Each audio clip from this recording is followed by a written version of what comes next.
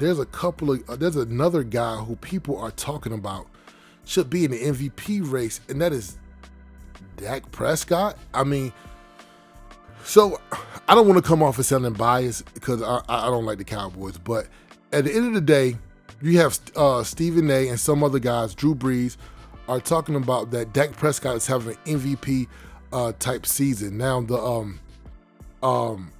the Cowboys got a really good win against the Jets, which doesn't say much because I mean it's the Jets. They won 37-22. But let's see on the season. Dak Prescott is thrown for 1,356 yards, 10 touchdowns, 3 interceptions. He has the second most yards among quarterbacks, tied for third with 10 touchdowns. QB rating 76.5, which is third among quarterbacks. A lot of people are placing him in the MVP race.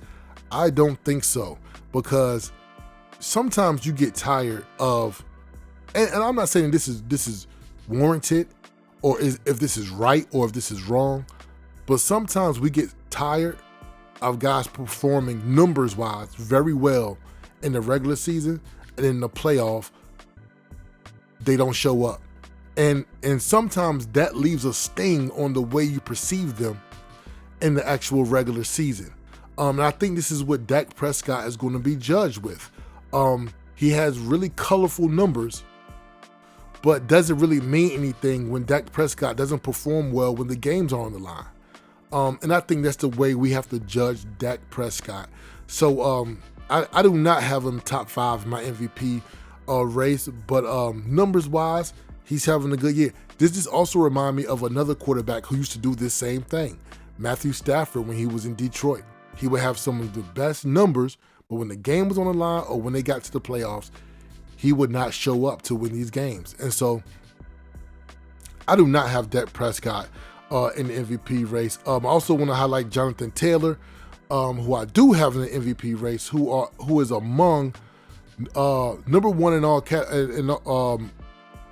I'm not gonna say all categories, but 94 carries first, yards 480 he's first, 6 touchdowns. He's number one. And the Colts are 4-1. And Daniel Jones, I know is Daniel Jones happy or what to get out of New York? Because I mean, all the trials and tribulations that man had in New York. Now he's in Indianapolis and they're 4-1. He's ecstatic. Yeah. You know what I'm saying? And it's so funny because Malik Neighbors, before he got hurt, he said it ain't the quarterback. He said remember when DJ was here? He said it ain't the quarterback. So that's letting you know something about what's going on right there in New York. But cuz I want to talk to you about Dak Prescott. Am I right about these are just empty calorie numbers that Dak Prescott always have? Great way to put it. Empty calories. I mean, Dak can play the position. I don't think anybody would dispute that. I know a lot of times Cowboy fans will get, beside themselves and bash him when they start to lose, because, they will hit that losing streak as they do. But the dude can play the position. But I don't know if it's going to amount to anything as far as them being a successful ball club. It looks good for Dak. Those are the things he was able to use as a bargaining chip against Jerry to get that contract that he has. Yep. And it looks good when you can do that.